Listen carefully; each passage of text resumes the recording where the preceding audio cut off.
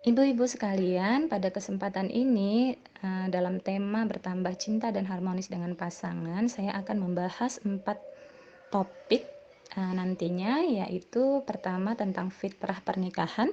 Sebenarnya seperti apa sih fitrahnya pernikahan itu, ya kan? Nah, di sini saya beri judul kecil, fitrahnya adalah mencintai dan dicintai. Kemudian tema yang kedua adalah tentang manajemen konflik. Ya, dalam pernikahan tentu tidak lepas dari kerikil-kerikil ya, yang mungkin akan menghiasi pernikahan kita.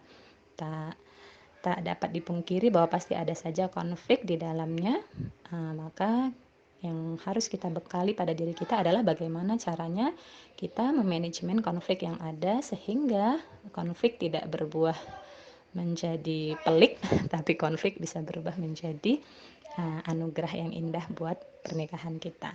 Kemudian tema berikutnya adalah keterampilan komunikasi. Nah, ini penting sekali buat kita pahami dan bisa amalkan nantinya bagaimana cara berkomunikasi yang menenteramkan gitu ya. Komunikasi yang nyaman buat satu sama lain sehingga kita betah berlama-lama komunikasi dengan pasangan kita, kita bisa saling nyaman, kita bisa saling mengisi satu sama lain sehingga ketika komunikasi di antara kita itu lancar, insya Allah setiap masalah bisa terselesaikan dengan baik. Ini nanti akan nyambung sekali dengan manajemen konflik. Nah, kemudian topik yang terakhir adalah tentang sesuaikan bahasa cinta. Nanti kita akan bahas jenis-jenis bahasa cinta. Jadi ternyata ada beberapa jenis bahasa cinta dan kadangkala bahasa cinta kita berbeda dengan bahasa cinta pasangan kita. Nah, kalau satu sama lain tidak saling mengenal bahasa cintanya masing-masing atau tidak saling menyesuaikan, maka inilah yang kemudian bisa membuat adanya gap atau jarak antara kita dan pasangan yang malah membuat hubungan itu menjadi tidak nyaman. Nah, nanti kita akan bahas bagaimana caranya kita menyesuaikan bahasa cinta kita dengan pasangan kita. Nah, di sini saya tekankan adalah menyesuaikan, bukan saling menuntut. Kadangkala persoalan muncul ketika kita menuntut pasangan kita untuk bisa memahami bahasa cinta kita. Nah, ini agak rumit nantinya kalau kita menuntut. Nah, maka solusinya adalah bagaimana cara kita untuk menyesuaikan bahasa cinta kita dengan bahasa cinta pasangan kita sehingga bisa connect satu sama lain. Oke? Ibu-ibu sekalian, kita masuk ke part pertama yaitu tentang fitrah pernikahan. Jadi fitrahnya pernikahan itu adalah saling mencintai dan ingin dicintai, ya, fitrah berkasih sayang, Rahman dan Rahim. Ini adalah fitrah untuk kita semuanya. Nah, pertanyaannya, apakah dalam pernikahan kita hal itu sudah tercapai? Apakah dalam pernikahan kita, hubungan kita dengan pasangan kita, fitrah itu berjalan? Ataukah justru lebih banyak kita merasa uh, tidak saling mencintai, tidak saling menyayangi lagi?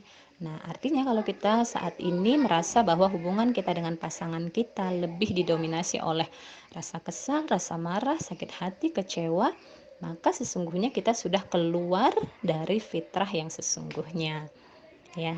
Jadi kalau perasaan kita saat ini didominasi oleh perasaan kecewa, sakit hati, kesal, tidak puas dengan hubungan kita bersama pasangan, artinya hubungan kita saat ini sudah keluar dari fitrah yang sesungguhnya. Kenapa? Karena fitrahnya pernikahan adalah saling mencintai, saling mengisi satu sama lain. Nah, kalau kejadiannya sudah tidak saling mencintai, artinya kita perlu meluruskan kembali hubungan kita, memperbaiki banyak hal dari diri kita, dari hubungan kita, untuk mengembalikan pernikahan kita kembali pada fitrahnya, yaitu saling berkasih sayang, saling mencintai, dan saling mengisi satu sama lain. Ibu-ibu sekalian, fitrah berikutnya adalah bahwa kita menikah itu adalah untuk saling menyempurnakan satu sama lain, saling melengkapi satu sama lain. Kita ini tadinya kan sendiri-sendiri gitu ya. Kemudian kita menikah dan Rasulullah bilang bahwa dengan menikah sempurnalah atau genaplah din kita atau lengkaplah agama kita. Nah, artinya memang dengan pernikahan kita menjadi saling melengkapi satu sama lain. kita bold ya, kita bold kita bold saling melengkapi. Kalau dikatakan saling melengkapi, artinya memang kita masing-masing ini tidak lengkap, punya kekurangan, punya keterbatasan, punya kelemahan. Untuk itulah kita digenapkan dengan pasangan kita untuk bisa saling melengkapi. Artinya apa? Pasangan kita punya kekurangan, punya kelemahan, punya keterbatasan. Nah, kitalah yang bertugas atau mempunyai sisi kelebihan yang bisa menggenapi kekurangan dari pasangan kita. Begitu pula sebaliknya, kita sebagai istri punya kekurangan, punya kelemahan, punya keterbatasan yang itu hanya bisa diisi oleh pasangan kita. Nah, artinya apa? Dengan memahami hal ini, kita jadi sadar, oh bahwa kita memang saling tidak sempurna, kita sama-sama tidak sempurna, punya kekurangan, punya keterbatasan, punya kelemahan. Sehingga kalau kita menyadari hal itu, ini akan memudahkan kita untuk bisa menerima kekurangan, kelemahan, keterbatasan, ataupun kesalahan dari pasangan kita. Kenapa? Karena saya sendiri juga tidak sempurna. Nah, konsep inilah yang akan memudahkan kita untuk bisa menyatu satu sama lain dengan pasangan kita. Oh, karena ternyata saya ditakdirkan untuk melengkapi kekurangan pasangan saya. Dan saya ditakdirkan untuk menjadi istri pasangan saya untuk melengkapinya. Begitu pula dia ditakdirkan untuk melengkapi kekurangan saya. Sehingga ini membuat kita tidak lagi egois atau tidak lagi merasa menang sendiri, merasa hebat sendiri, merasa baik sendiri. Nah, dengan konsep ini akan memudahkan kita untuk bisa memaklumi dan menerima kekurangan dari pasangan kita. Ibu-ibu sekalian, tentunya tidak mudah, tetapi dengan adanya kesadaran akan hal ini akan memudahkan kita untuk bisa nantinya melihat setiap masalah dari sudut pandang yang berbeda, sehingga kita bisa lebih maklum, lebih ikhlas, lebih ridho pada setiap masalah atau setiap kekurangan yang dimiliki oleh pasangan kita. Nah, kemudian fitrah berikutnya adalah saling memberi. Jadi perlu kita luruskan bahwa cinta, definisi cinta itu bukanlah menerima, ya kan? Tapi definisi cinta adalah memberi.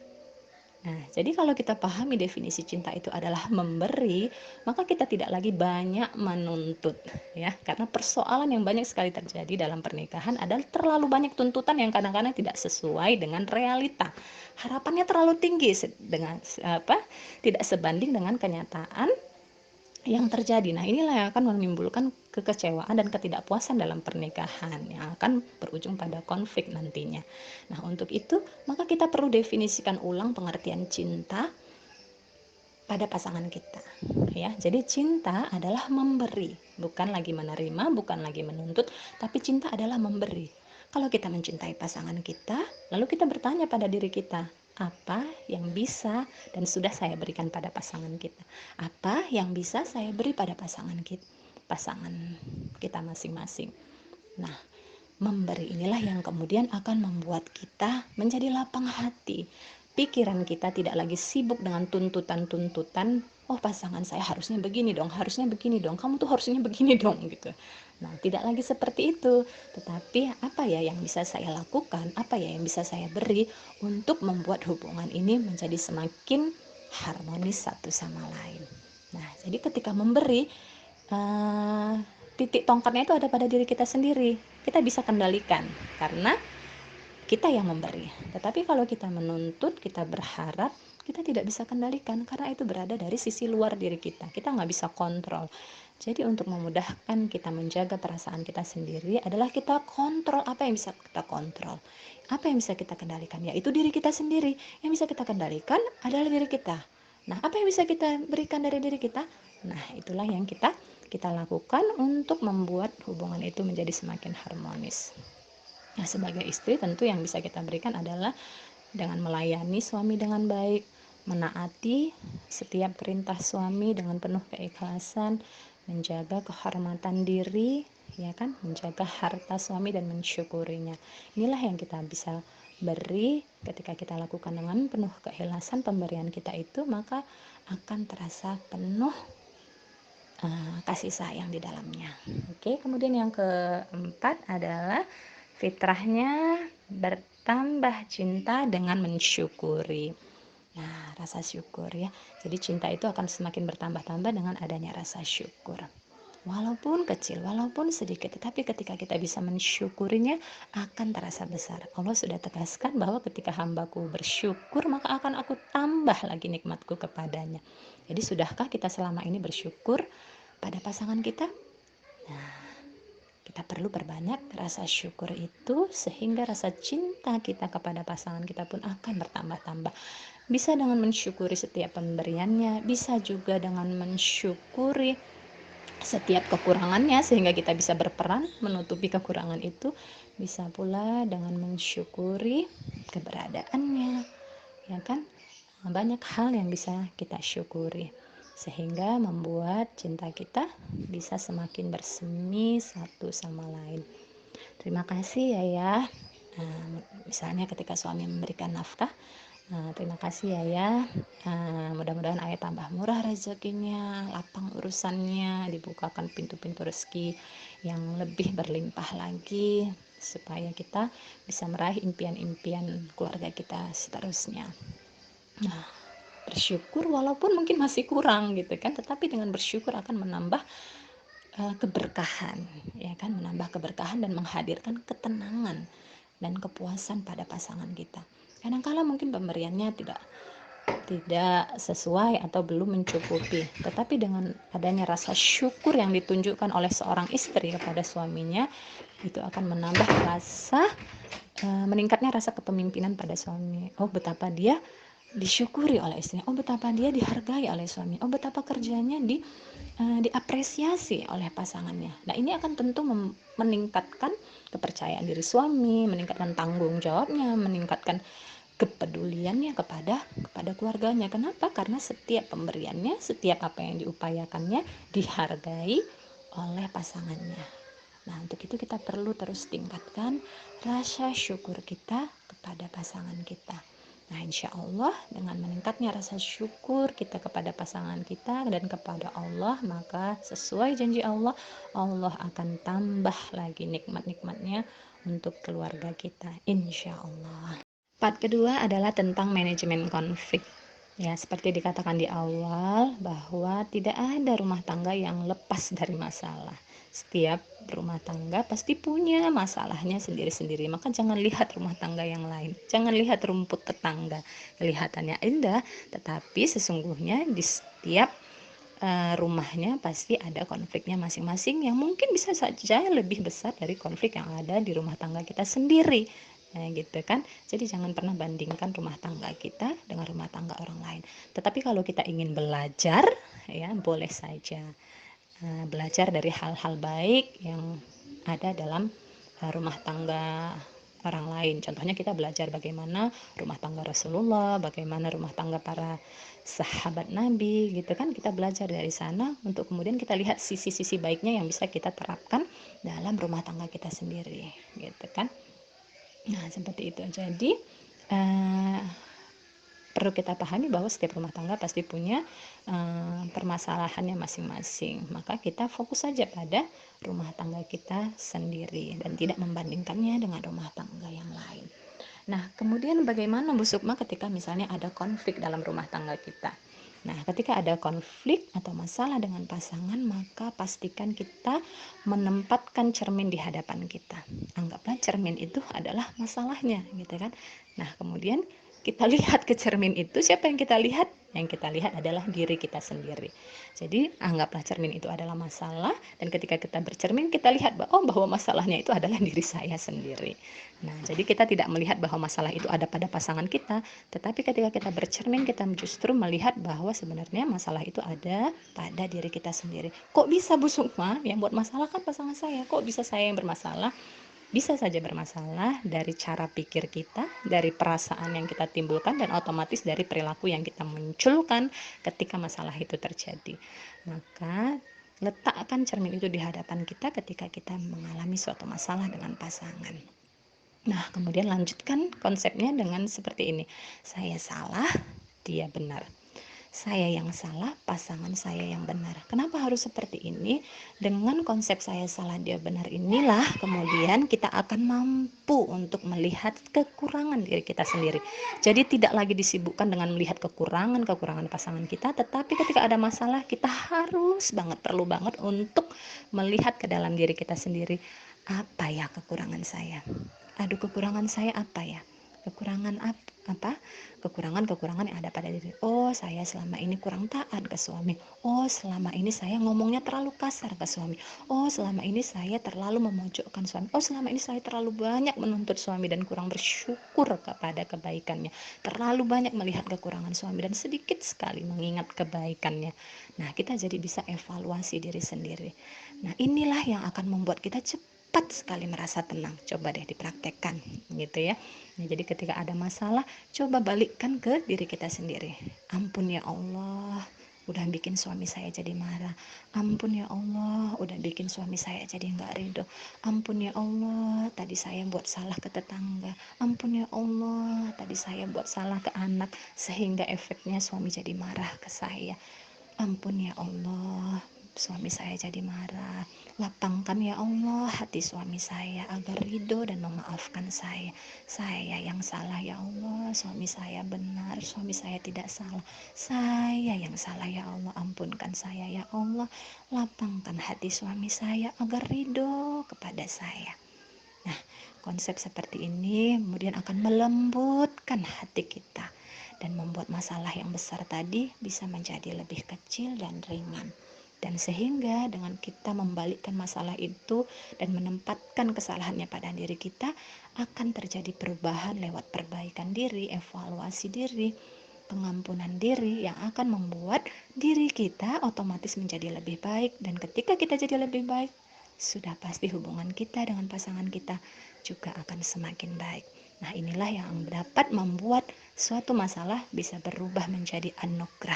Ketika kita mampu melihat masalah dari sudut pandang kita sendiri, dari sudut pandang suami kita, sudut pandang orang lain, sehingga terjadi evaluasi diri, perbaikan diri, yang kemudian akan membawa keberkahan bagi rumah tangga kita, insya Allah. Part ketiga yaitu tentang keterampilan komunikasi. Bagaimana cara kita untuk bisa berkomunikasi yang baik dengan pasangan kita. Seringkali saya mendapati klien-klien yang konseling dengan saya, baik secara online maupun offline, mengatakan kok susah ya Bu ngobrol dengan suami, kok kayaknya nggak nyambung gitu ya. Nah, kenapa sih? Apa yang menyebabkan ini semua terjadi? Ternyata sebabnya adalah terlalu banyak ganjalan emosi terpendam di hati kita masing-masing gitu ya. Mungkin kesalahan-kesalahan suami udah bertahun-tahun kita kumpul-kumpul gitu ya. Nah, sehingga di hati kita itu penuh dengan kotoran gitu kan, dan membuat kita sendiri nggak nyaman dekat suami. Lah kalau nggak nyaman dekat suami gimana mau ngobrol nyaman kalau energi yang terpancar dari diri kita adalah energi negatif?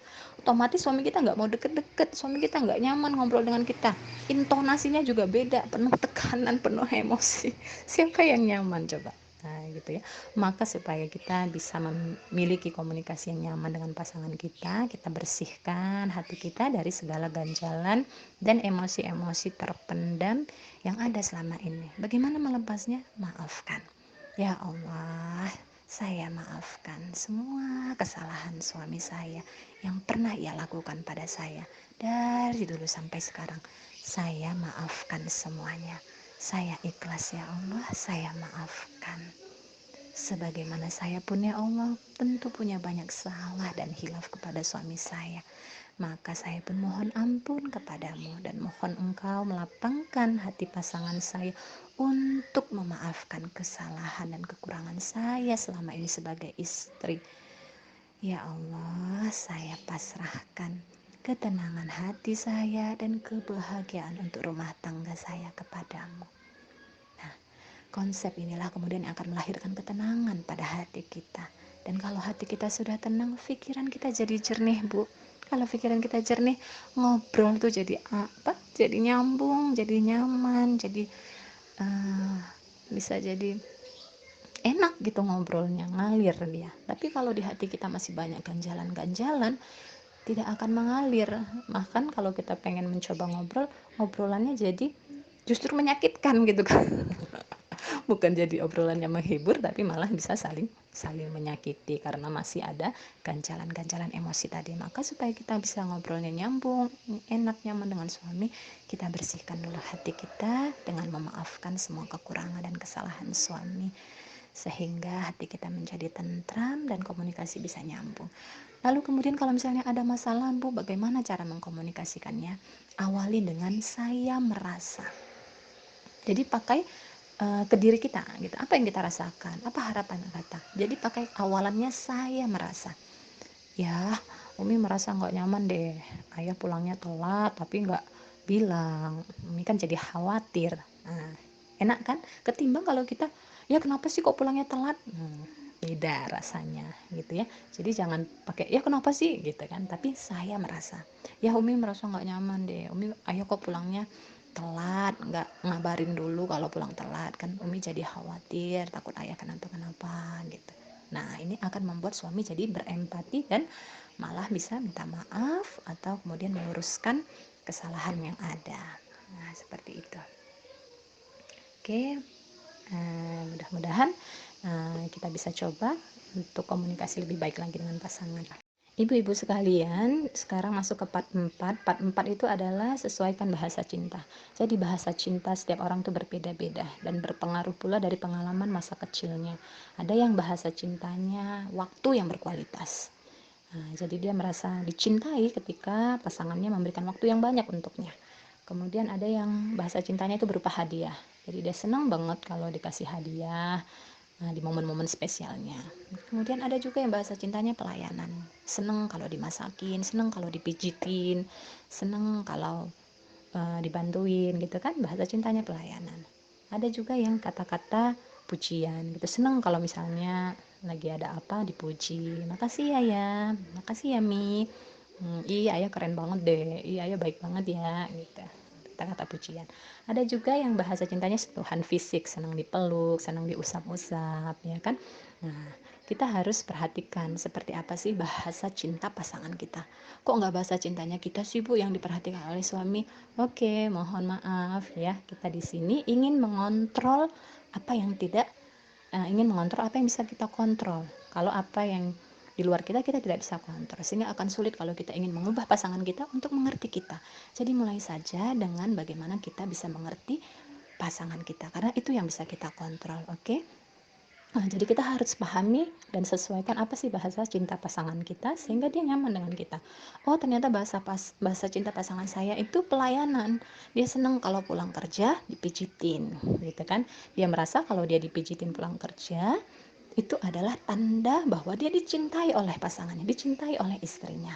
Nah, maka ketika kita memijiti suami kita ketika pulang, dia akan merasa puas dan merasa dicintai. Nah, ini akan membuat psikologis pasangan kita merasa nyaman. Nah, coba ibu-ibu perhatikan apa sih bahasa cinta suaminya, apa sih yang sering dikeluhkan suaminya, apa sih yang sering diminta suaminya. Nah, itulah tanda-tanda itu adalah bahasa cintanya. Kalau bahasa cinta pasangan saya sering pijitin dong nih gitu kalau pulang kerja. Nah, dulunya sebelum saya mengerti itu, saya cenderung mengabaikan. Pulang kerja bukannya manja-manja dulu atau apa kek, ngobrol kek, malah minta pijitin. Nah, ternyata semakin kesini saya bahas sehingga karena saya dulu belum paham, saya cuekin aja gitu kan. Saya cuek gitu kan. Nah, itu membuat dia tidak puas, tidak merasa dicintai. Tapi setelah kita belajar, oh ternyata itu jenis bahasa cinta ya. Oh, jadi minta dipijitin itu jenis bahasa cinta ya. Nah, suami bilang, ayah senang kalau Umi pijitin gitu kan. Oh, ternyata bahasa cintanya adalah pijitan. Bukan pijitan yang harus ekstra gitu, enggak, ternyata sentuhan fisik lewat pijitan itu adalah bahasa cintanya gitu. Ketika kita memberi, maka ia akan merasa puas dan nyaman dengan kita dan merasa dicintai. Nah, temukan bahasa cinta pasangan kita dan berikan.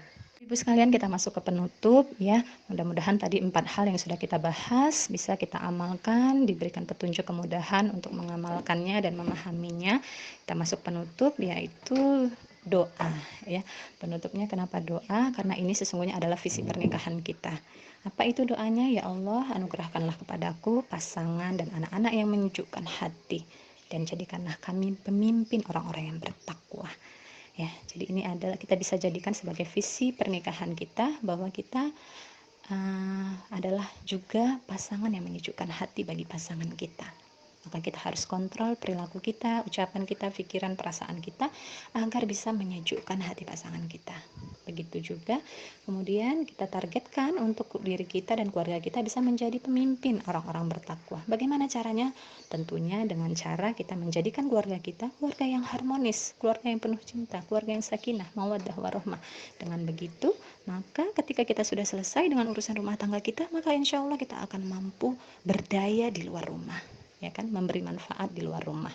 Nah, untuk itu kita harus pastikan kita menjadi keluarga yang penuh cinta, penuh keharmonisan, penuh kasih sayang, sehingga mudah-mudahan kebahagiaan dalam pernikahan dan rumah tangga keluarga kita bisa kita alirkan energi positifnya kepada orang-orang di sekeliling kita, sehingga insya Allah tentu itu semua akan membawa keberkahan pula bagi keluarga kita, bagi lingkungan kita, dan bagi semesta.